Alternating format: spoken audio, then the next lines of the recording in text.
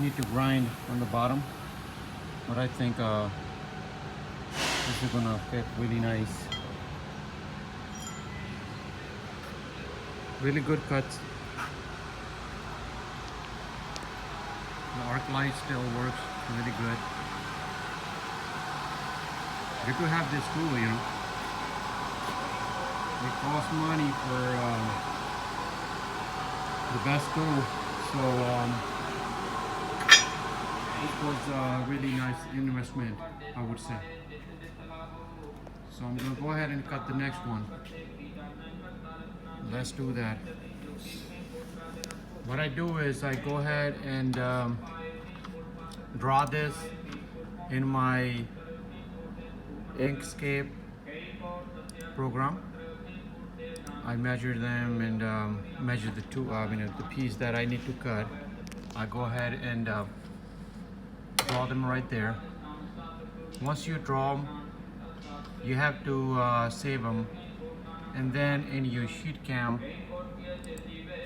this was the program that came with the ArcLight system. It's called SheetCam. So you have to go to File and a new part.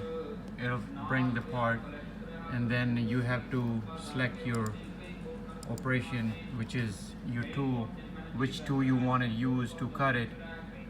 I'm cutting 3A steel.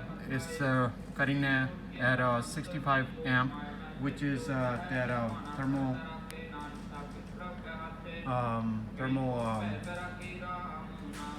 plasma cutter. Sorry about that.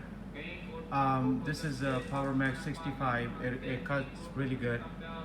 I know I'm gonna go ahead and go to the next one, which is probably I think either 85 or 101. Let's see what happens. So 65 amps, 3S plate, 42 inches per minute. It had 45. I moved back to 42, so I can go a little slower to cut the part.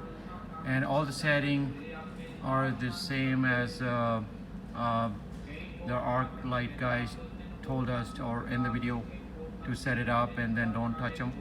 So I kind of keep them the same way, and then I go ahead and select OK. Then I have to go to Command CNC, which is right here, and then I have to go to open